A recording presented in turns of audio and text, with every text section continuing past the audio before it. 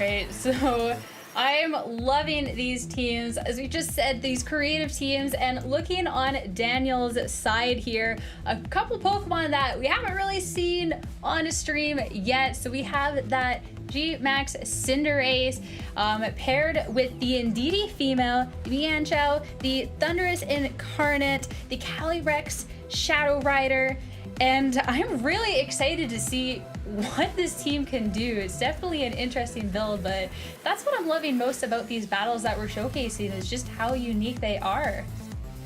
Yeah, Daniel's team is definitely very hyper offensive and aggro, right? The idea is kind of similar to Chisok's lead team that we saw earlier. You set up the Tailwind, you have Calyrex, and you just, get these really, really powerful max moves off. A lot of good Dynamax options as well, right? Cinderace, you've got Thundurus as well. So what's going to be interesting here is who is the Dynamax option that Daniel opts for, and how does Alex actually respond? With Alex's team, I mean, the only max options you're really going to go for are going to be the Thundurus and the Lapras.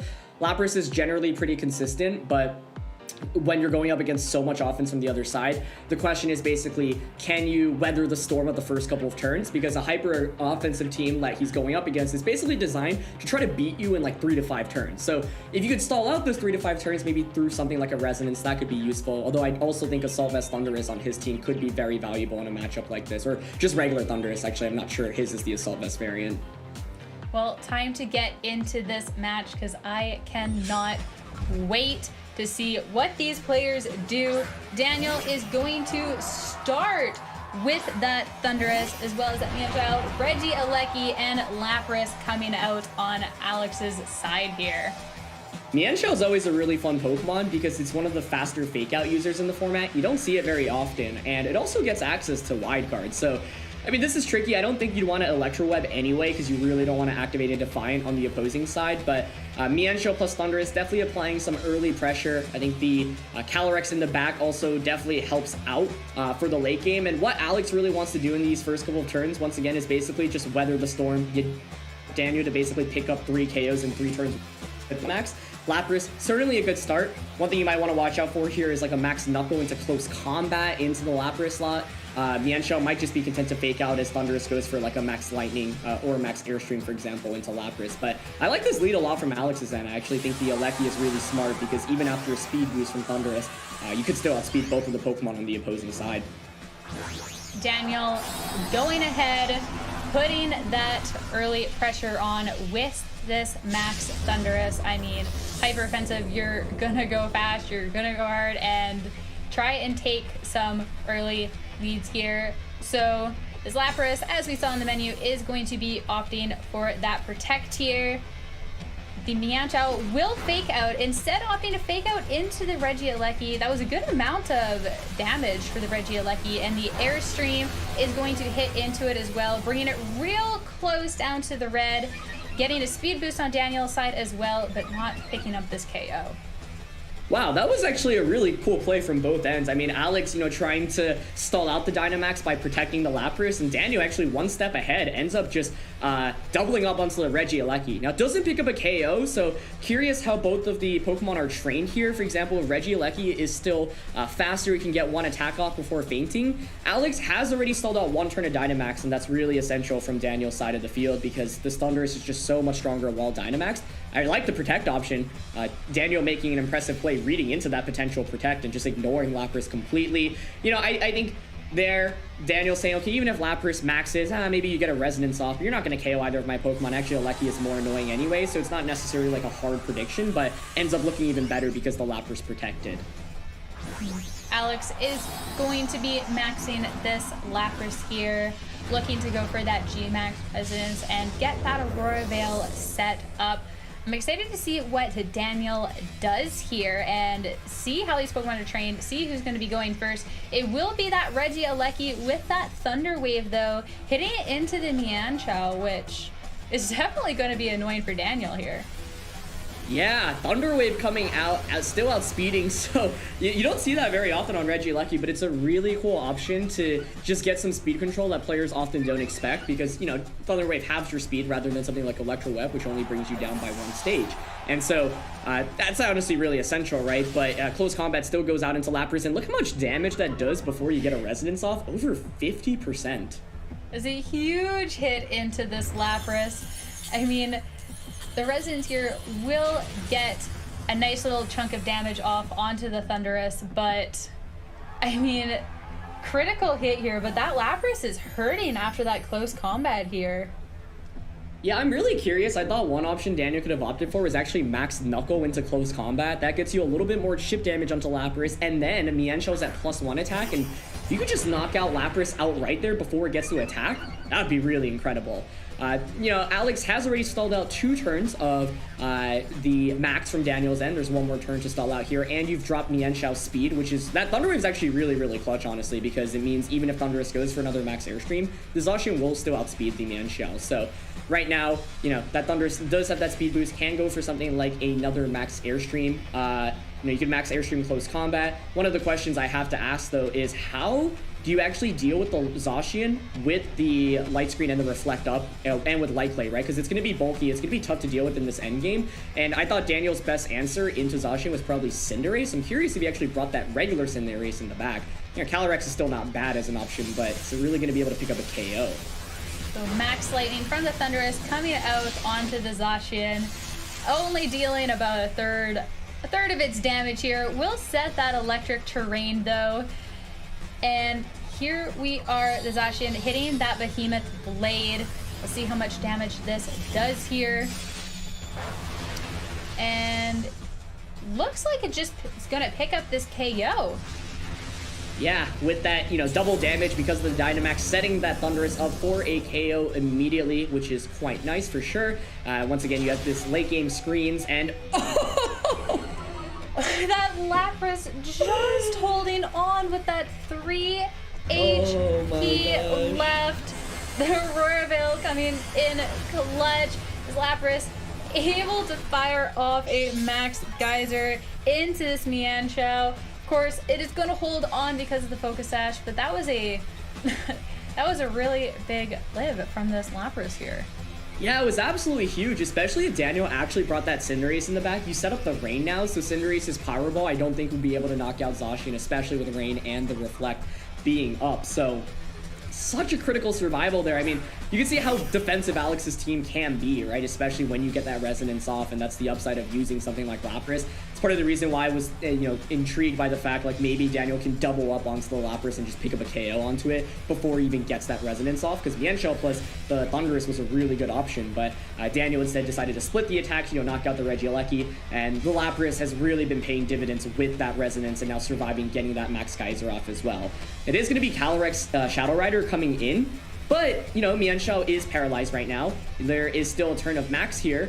My only question is, yeah, can the Zacian one-shot into the Calyrex? The Incineroar in the back definitely going to be useful for this endgame. So looks like Alex is just considering the Behemoth Blade here. You have to be a little bit concerned about maybe a double up onto Zacian, but you could just Behemoth Blade the Calyrex and then target Mienshao with the Lapras, I guess. I think, yeah, that feels like a decent option here. So looks like he's going to Max Guard instead. Alex locking in at the very last second here, going for the Max Guard. The Calyrex as well, opting to just go for that Protect here. So both players playing it a little bit safe here. Zacian, of course, hitting into that, or trying to hit into that Calyrex, is going to be met with that Protect. Mienshao being able to fire off a close combat back into that Zacian, dealing a nice amount of damage here, considering it's through an Aurora Veil. Yeah, that's actually a really nice play from Daniel's end. You know, doesn't end up taking any damage and gets a ton of damage onto the Zacian. Zacian really feels like the win condition from Alex's side right now, so you're really just aiming to pick up a KO onto that. You know, Lapras is so low in terms of HP, it's just one hit away from getting knocked out. So, I mean, my question here now is, how is this Calyrex trained? Is there a chance it can survive a +1 Behemoth Blade? If, you know, you're worried about it KOing, Daniel can always switch out the Calyrex, right, and go for like another close combat onto the Zacian slot. So it's also scary because Daniel's Mienshao is paralyzed. A single paralysis could obviously be super, super detrimental right now. But I like the decision to bring in Incineroar and Protect here, so you can go for a fake out the subsequent turn. Mm-hmm. Of course, having that fake out pressure on the board is really strong here. The Zacian is going to go for the Protect here, and Calyrex just going to go for the Astral Barrage here, which see how much damage this does into the Incineroar. Barely any. And Mienshao able to hit the close combat, but unfortunately is going into the Zacian here. What a good protect, and this is really fun watching how this is shaking out between these two players right now. Yeah, and you can see like Alex really wants to conserve the Zacian, right? Because Astro Barrage is so strong from that Calyrex right now. So you do have the option to potentially go for a switch here. You could go for the double protect. Both are certainly options, but an Astro Barrage should just pick up a KO onto that. And I'm still unsure like how the Zacian and Calyrexes are trained. Are they both like max speed, for example? And if so, you know, basically, yeah, who is going to attack first between the two? So, oh, wow, okay, Alex is actually considering the double protect option. Interesting. All right, now it's going to be a big question if the Zacian is going to hit it, and it does not. Feeling that double protect, Incineroar just cleaning up this KO on the Mienshao there with that fake out, and Astro Barrage coming out and is going to be cleaning up the KO on that Zacian. That not hitting, I mean, the odds aren't that fantastic to hit that double protect, but I mean, that would have been a really big game changer if Alex was able to hit that here. I think what makes this so hard, Sierra, is the fact that Incineroar does not have a dark type offensive attack. There's no Snarl, there's no Darkest Lariat, so you actually can't hit the Calyrex for much damage. It actually drastically changes how this matchup should be approached because and there's Entity in the back, so yeah, I think the Calyrex can really clean up this game right now because Incineroar just can't do any damage. So Alex was in a tricky spot where he never lowered the Calyrex's speed. You know, presumably the Calyrex is just max speed here, so it can just outspeed everything on Alex's end. Didn't get something like a Thunder Wave or an Electro Web off against the Calyrex. And then because this Incineroar has that taunt rather than like a offensive dark type attack, it actually can't hit the Calyrex for damage. And with the rain being up, you know, Flare Blitz is your best offensive option. So I think right now, Daniel should actually take this first game. You can just go for something like a Follow Me with that Entity, keep spamming Astral Barrage. Sure, Incineroar resists it, but doesn't matter because the Entity is redirecting any potential damage away from the Incineroar. So no dark type attack here really punishes Alex in the end. Sure enough, that Follow Me is going to come out here from Daniel's side. Calyrex with another Astral Barrage. I mean, it's not doing too much to this Incineroar, like you said, but if the Incineroar can't do anything back, then all Daniel needs to do is keep chipping away at it, and eventually it will just go down here. So Incineroar hitting that taunt into the Indeedee, so we won't see any more Follow Me's coming out from it, but still not a fantastic position here. I do think that was by far Alex's best play. Basically what you're hoping for here is, hey, now I've taunted your Entity, timed it perfectly with the rain as well, so you can't go for Follow Me. Entity typically is not really going to have anything offensive other than an Expanding Force, so the hope here is Incineroar can survive and then launch a Flare Blitz and maybe crit to KO the Calyrex. The problem there is that you probably take so much recoil anyway, but Entity is not going to win this game offensively in this endgame, so what you need to do is basically hope to KO the Calyrex and then Incin can maybe win against Entity. Question is whether it can really do enough damage through recoil. I think Lapras here, you know, can definitely opt for double protect. If the Calyrex actually going for the protect, which I actually like a lot, you know, just bypasses, takes a turn of the taunt away, and then yeah, Expanding Force into Lapras really safe here. Lapras doesn't opt for a double, so that's a KO, and Daniel reading into Alex's win condition really smartly there. Yeah, this is Incineroar, of course, not able to hit the Flare Blitz this turn, and if it was a question about whether it was going to be taking too much recoil this turn, I mean, next turn, it is definitely going to be taking too much recoil here. The Calyrex will have the opportunity to hit Astral Barrage into the Incineroar first, and I mean, this is looking like a pretty done game here, minus any shenanigans. Yeah, we'll see. If Calyrex actually can't get the one-hit KO onto Incineroar, you know, Incineroar hangs on, gets Flare Blitz in return. It's just so tough because essentially Incineroar only has Flare Blitz for damage right now, which means you need to Flare Blitz both Calyrex and Indeedee, and, you know, do the amount of damage that they have in terms of HP right now, and all of that, I feel like it's just enough for you to feign from recoil when you're adding Calyrex's damage output from this turn alone on top. So that was a nice protect last turn to make sure that, yeah, no crazy shenanigans happen, but opting for the double. Oh, very interesting. Let's see how that shakes out here. Flare Blitz is going to hit into it, dealing a lot of damage, but also doing a lot of recoil damage back. Maybe waiting to try and for that Aurora Veil to just get the KO, but probably not going to make a difference anyways, realistically here, but we'll find out. We saw we saw Alex as well, flirting with that quick button a little bit, recognizing that this game is almost pretty sealed, but looks like he's gonna play it out just to see what happens here. Yeah, you know, I was thinking with the double, is there any way that Alex can win? I mean, it's if you crit the Flare Blitz into Calyrex and then crit another Flare Blitz into Inity. I just thought there was no reason to go for a double. It's better to just go for guaranteed damage with something like Astral Barrage. I'm wondering if maybe Daniel timed out there. In the end, I think it probably doesn't make a difference anyway. Like, Daniel probably had that end game just because, yeah, there's really no way Incineroar, especially without a recovery berry, can actually heal enough to, you know, win that in the end. But, you know, those end game scenarios can always be tight, and it's hard to, each turn really matters. You just, especially when you have a win in hand, you just want to ensure that you have it. So I think in the end, it didn't really matter what Daniel went for. I think he had that game locked up anyway.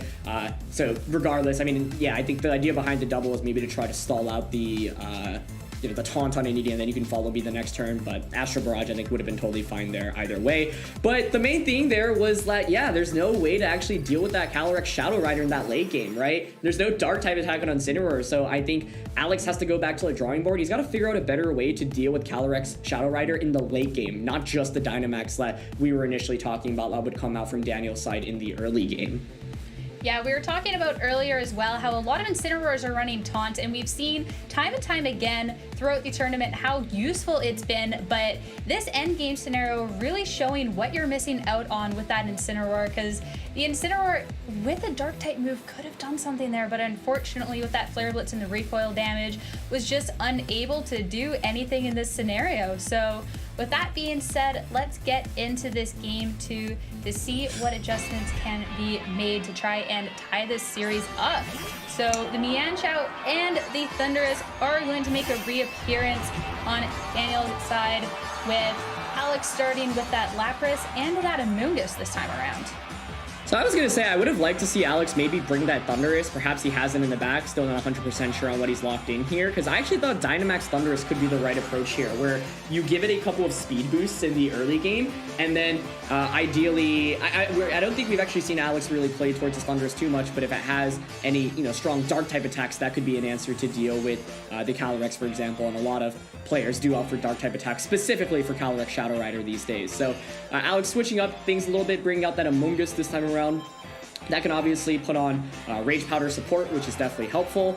This is still scary though, right? Once again, there's still so much offense in this early game. You have to weather the storm of the Thundurus with these max airstreams, and then there's still going to be that Calyrex Shadow Rider in the back from Daniel's side. And Daniel, with that max Thundurus, making another appearance here. I mean, it worked last time, getting that early offensive pressure out, so be interesting to see where this is targeting into, whether it's going to be just getting that speed control right away with that Amoonguss, or potentially a Lightning to prevent score onto the opposing Pokemon, though that's not going to help the Thundurus in this case. And then Lapras, G-Max making an appearance as well, so it'll be interesting to see how this shakes out here. Yeah, let's see. I definitely like the adjustment, because I think from Alex's end, you need to conserve that Regieleki to get an Electro Web off, or just Thunderbolt into Calyrex Shadow Rider in the late game, right? So losing it in the early game definitely does not help. And it's actually no fake out here from the Mienshao. It's just going to be a max airstream into Amoonguss, but not sure you can actually KO the Amoonguss with the double up here. Curious if Mienshao has any other way to deal with Amoonguss here this first turn. That max airstreaming did do a lot of damage though through the Koga Berry, bringing it down to just a little less than half of its HP. Mienshao opting to actually just go for the taunt instead. So Daniel doesn't even need to pick up this KO this turn on the Amoonguss. It's still not really going to be doing too much. This Resonance going to be hitting into the Mienshao, setting up the Aurora Veil, but of course Focus Sash coming in, so this Pokemon gets to stick around for one more turn.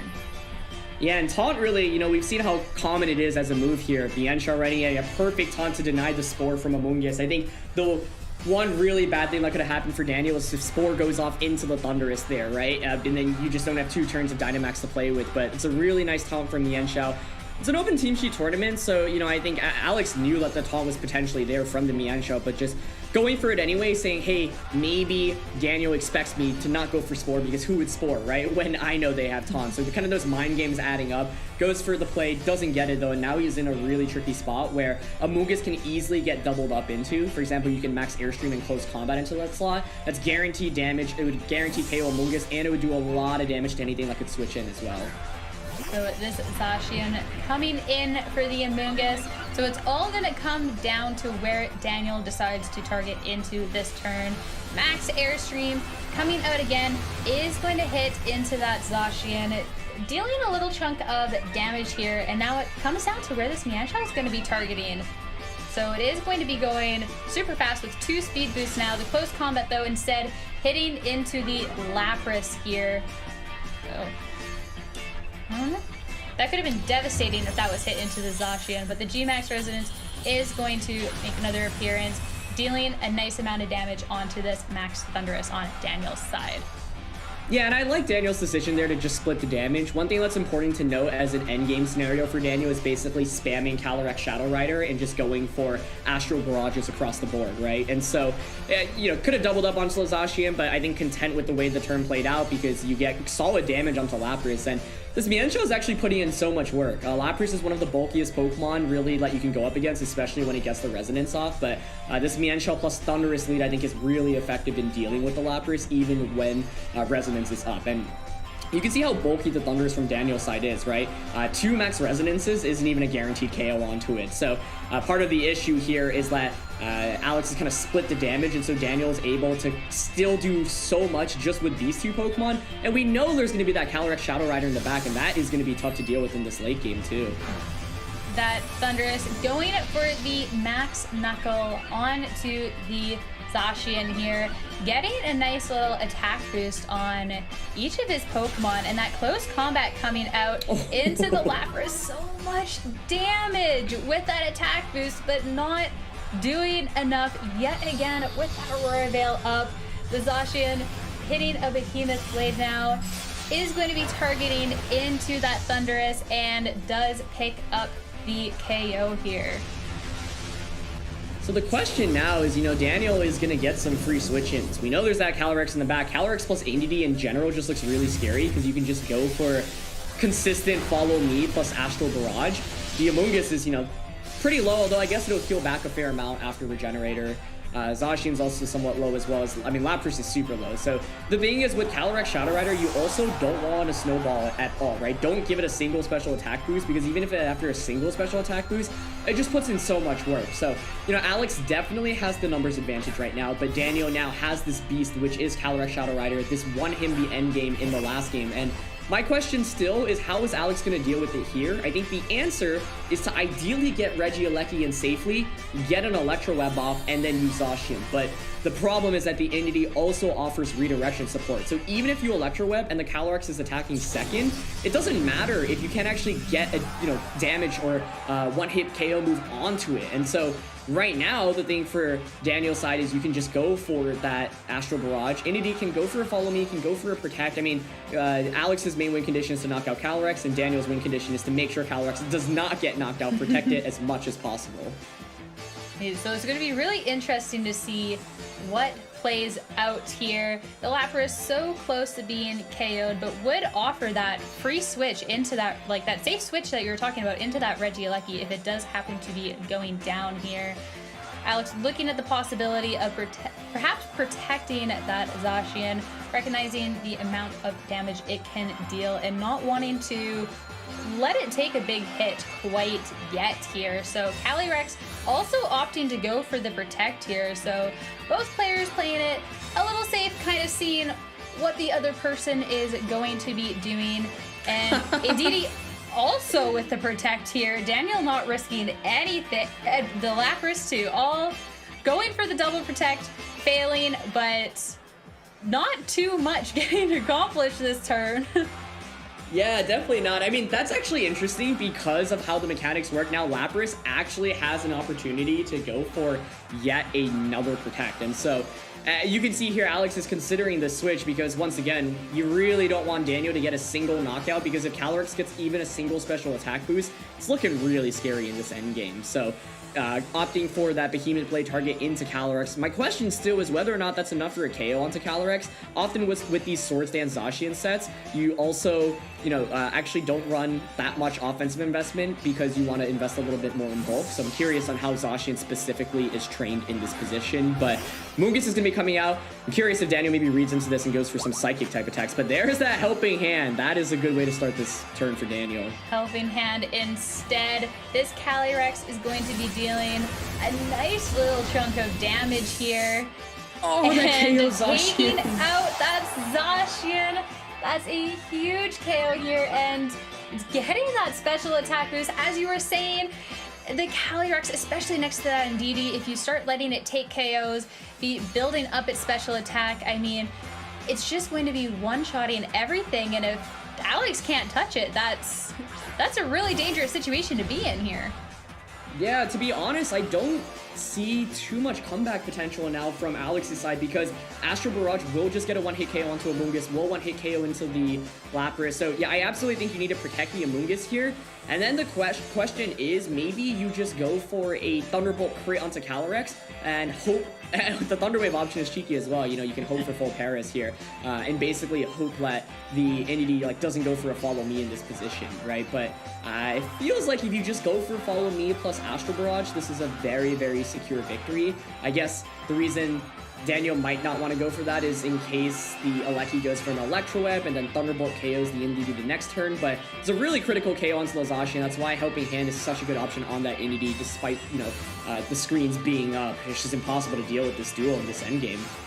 Alright, Indeedee is going to click that Follow Me, so this Thunder Wave is going to be hitting into the target Alex doesn't really want here, so this Calyrex will have the opportunity go for an Expanding Force this time, and will connect with this Regieleki and be dealing all the damage except for one as that Focus Sash comes out. So, I mean, I feel on Alex's side, there's really not much can be done, but that Indeedee is paralyzed, so the little bit of luck going Alex's way, I mean, Alex isn't in the best spot, but there has been games of Pokemon decided on luck before, and sometimes that's kind of what you have to hope for.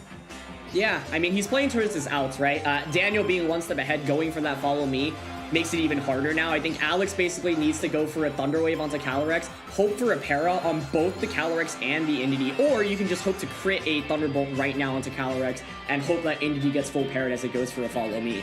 Odds are really slim here, but it's better than none. I think I would prefer to just go for the Thunderbolt crit play onto Calyrex, but to be honest, I'm not even sure that's enough to KO. But looks like Alex is going to opt for the first option, which is going for the Thunder Wave. Moongus does not get the double, and Indeedee gets the Follow Me, so that essentially should secure up the game here for Daniel. Yeah, it wasn't looking too fantastic in Alex's position after that Zacian went down, but of course, at this point, Daniel is up a game. Alex needs to play to whatever outs that he can have, and if that's going for those paralysis, then that's what it is, but both of these Pokemon are going to get KO'd here, and I mean, that's just going to be sealing this up here. I mean, this Lapras has 11 HP. There's nothing to be done here. This is a done and sealed game, which means Daniel will be advancing in just one more turn. I think what's really tough here in the end was the lack of good ghost resist, right? The best one is Incineroar, but Incineroar does not have a dark type attack in this scenario. So that was tough. Honestly, I'm kind of surprised Incineroar and Thundurus weren't brought out in this match because I thought they were maybe better options. At least Incineroar can resist those ghost type attacks, and the Thundurus, with that Assault Vest can maybe take the damage a little bit better, but this is why Calyrex Shadow Rider is such an effective form in Series 8. Very few people have good, reliable ghost resists, and that's the main problem. Alright, Alex, just double checking. I mean, you gotta triple check to make sure there's not much that can be done here. Opting to just go for that Protect, but at this point, I think it is just delaying the inevitable. I mean, this Calyrex is so fast, and I mean, it hits for a lot of damage. It won't even have to in this case, though. So Alex just holding off just to make sure nothing can be done, but I'm pretty sure this game is pretty sealed up here at this point. Yeah, that's basically it. And this is why Calyrex Shadow Rider can be so threatening. If you don't have a Ghost Resist or a good, say, Dark type attack or Ghost type attack, like part of the thing that makes Calyrex Shadow Rider really volatile is the fact that there are moves that can hit it for a lot of super effective damage, right? 4 times super effective damage from Ghost or Dark, but in the end, Alex actually didn't really have any of those kind of attacks with the Pokemon he brought into this matchup. So really would have loved to see Thundurus or Incineroar make an appearance here in the second game. I think the Amoonguss mix-up is nice, but I don't know, when you know that the Mienshao on the opposing side has Taunt, it feels even riskier. And with this being an open team sheet tournament, I think you have to prepare for the Mienshao and Thundurus lead again going into game 2. So, you know, I can appreciate the gamble, kind of hoping, hey, if they somehow mess up and actually don't taunt the Amoonguss turn 1 and get greedy and I get that Spore off, you can actually be in a really good position, but it doesn't feel good to rely on turn 1 based off your opponent making a mistake rather than you just going for something that was a little bit more consistent. But at the end of the day, this was a really tough matchup because not only did they have to weather the storm of the Dynamax early game, there was also Calyrex Shadow Rider in the late game, and that Mienshao so good against that Lapras, doing so much damage with those close combats. Yeah, that Mienshao, not a Pokemon we get to see too often, but the amount that it put in during this match was absolutely wonderful, and I'm really glad we got to see it in action. I mean, Daniel played his team super well and taking that 2-0 to advance. So let's head over to the bracket to see where the other matches are ending up as well. All right, so looking at the bracket from the Oceania region, we see Yoav Reuven and James Maney making it to the global finals from the winner side of the bracket, and there are still 2 matches to be played in losers round 10 that haven't been decided yet. Unfortunately, we won't be showing those, but we will update you on the results of the game after they are over. Yeah, there's still some fantastic players playing it out, trying to take those last couple of spots into the global finals. So I'm really excited to be seeing the results of those. I mean, I'm sure there are going to be some fantastic games. So, I mean, this Oceania bracket has just been nothing but delightful so far, with like some really interesting teams, some really fantastic battles, and I'm excited to see how it all settles in the end.